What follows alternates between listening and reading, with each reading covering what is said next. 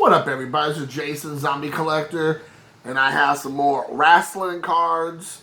And so let's get into it. I have some modern day stuff.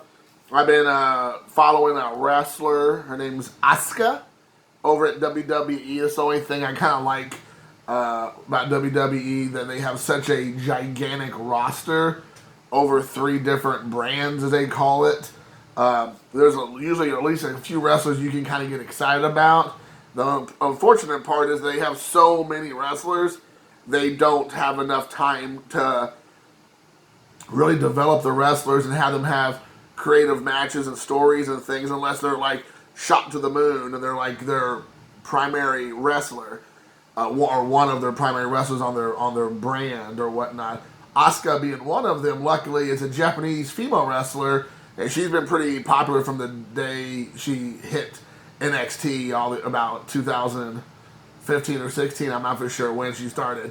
So I got an Asuka lot for about, I believe it was maybe just $1 or $2. So there's a couple ones here, so I won't get too heavy into it. This is Asuka and Nikki Cross. I believe Nikki Cross is from Scotland. Of course, Asuka's Japanese. She goes by the moniker nickname Empress of Tomorrow. I believe she used to be a villain, but she's been, I believe, a babyface for quite a while. When I say villain, a heel for when she first started out. I don't know a whole lot about her trajectory through WWE over the years. I just know her now, and she's a babyface now to my knowledge. But she can play both pretty well. But she, across the board, for most people, say she's probably, if not the best, one of the best female wrestlers on the WWE. So you have that. Next up is Asuka with, I believe that's Billy Kay. Billy Kay, I think she's Australian, and she's on SmackDown right now. Billy Kay, she's actually really funny, so they should really be taking advantage of Billy Kay. And also Asuka is hilarious too.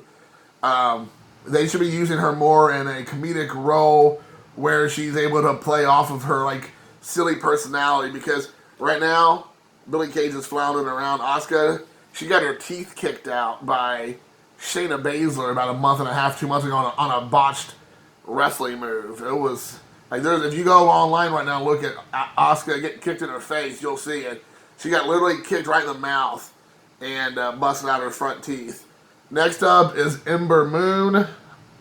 I'm not for sure if she's still on WWE. If she is, I haven't seen her forever. Again, I don't watch it religiously, so there's that. But here's Asuka with Ember Moon. I believe when they were on NXT, they had some pretty big matches. I think they might have been pretty big rivals during that time, but I don't see her much on there anymore. And the last one is a Royal Rumble Women's Revolution card. So there you have that. Asuka wins the first ever Women's Royal Rumble match. So there's that. So there you go. So next up is a bunch of, I think these are all 85 tops, if I'm not mistaken. 85 tops from Titan Sports. The first one up is going for the midsection right here. So you got the fabulous Moolah versus Wendy Richter. Now, Wendy Richter ended up being like what Fabulous Moolah wishes she was. I think Wendy Richter was like the first like women's champion or WWF champion or something like that. And Fabulous Moolah was, I believe, her trainer back in the day. And Fabulous Moolah, I've never really been a big fan of her. She just was like this, she always looked like a creepy grandma who wanted all the attention. And guess what? In hindsight now that, people kind of can talk freely about her, I guess she was so highly regarded. A lot of people didn't want to talk bad about her, but apparently she was a real piece of work. And when I say piece of work, I mean piece of garbage.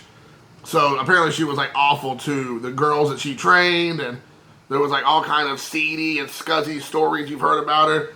I don't know if they're true or not, I don't know. But apparently she was put up on a pedestal, and then now that she passed and now that everybody can talk freely about her, they like tore her down. So I don't know, I'm sure when there's smoke, there's fire. So, whatever. But I always liked Wendy Richter. She didn't really, unfortunately, have a long time in WWE that I remember.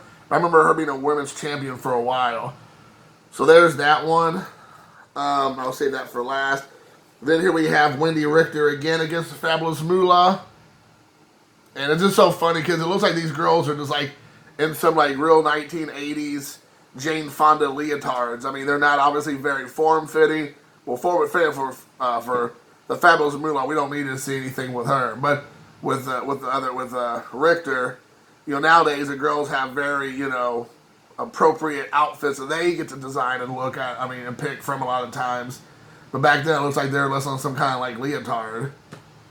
Next up, we have Ready for a Pile Driver, and it's Paul Orendorf, aka Mr. Wonderful, puts up an opponent here. I'm not for sure who the opponent is. I can't tell, maybe some jobber, but it's that image looks pretty hilarious if you see his mouth and his head right where that dude's package is. There you go. Then we have, here we got Mr. Wonderful again. Paul wants it all. Mr. Wonderful right there. There's another good action shot. I don't think they say who the other person is, no. But you got Paul Orendorf. I always liked Mr. Wonderful. I always thought he was a good wrestler. He played a babyface and a heel both back and forth. I remember him being a heel for quite a while when I was growing up. And then all of a sudden he did switch to a babyface and he ended up having some tag team matches and like hookups with Hulk Hogan. It was on the good guy side for a while. So, but I do remember Mr. Wonderful. Those red, it felt like I always saw him in red trunks.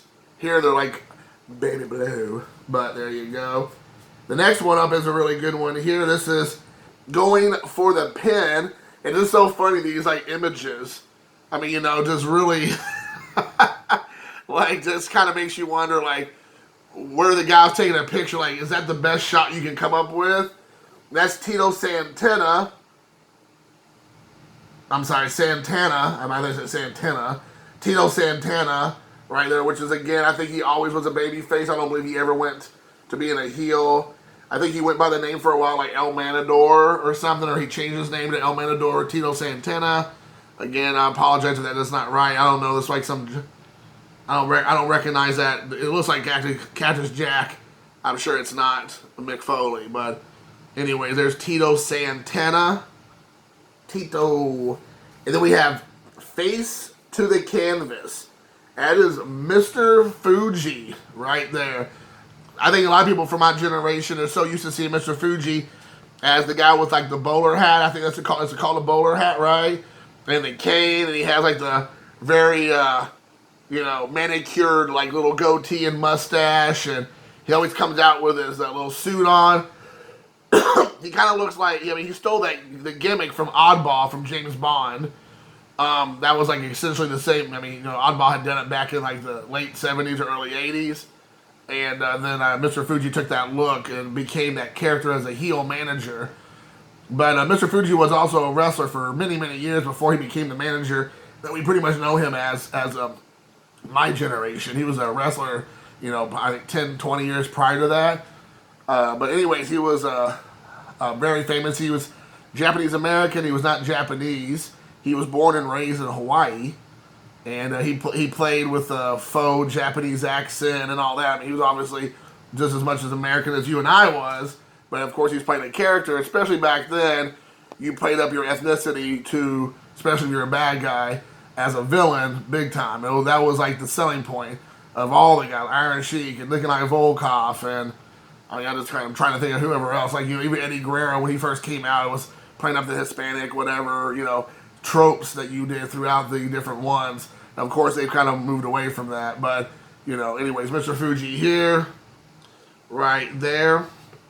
And the last card, I have a sticker after this, is Captain Lou Albano. And this is a really great one. I've always liked Captain Lou, one of my favorite managers. He was always a good guy. He was always basically a good guy manager. I'm sure he was a wrestler, but I never remember him wrestling. I remember him because he had an odd look for the 80s. He had rubber bands like hanging from his face. He had like pins he had, or like safety pins or something, or like rings hanging from his face and his ears and his beard. He had rubber bands in his beard and like little like chains hanging from his face or rubber bands and stuff. He just had a very odd look. You just really couldn't put your finger on it. He also kind of got real famous because he was plays Cyndi Lauper's dad in some of her music videos, and then they did the crossover with the Goonies, and he played again her like father in that, and they had the Goonies theme song that Cyndi Lauper sang. So there was a lot of crossover. Of course, Cyndi Lauper later on went to WrestleMania, so you see a lot of that. But Captain Lou Albano was always a great babyface manager, as I remember him, and he always was one of those guys. He kind of was like the Danny DeVito of wrestling. Like, he'd always get in there and mix it up. He didn't care who you were. And then lastly, we have classy Freddy Blayze along with the Iron Sheik. So there you go, Iron Sheik, and this sticker. I'm not for sure what the sticker was connected to. I don't know who that is. It kind of looks like George the Animal Steel in the back, but I'm sure it's not. But that is a one legit mustache from the Sheik right there.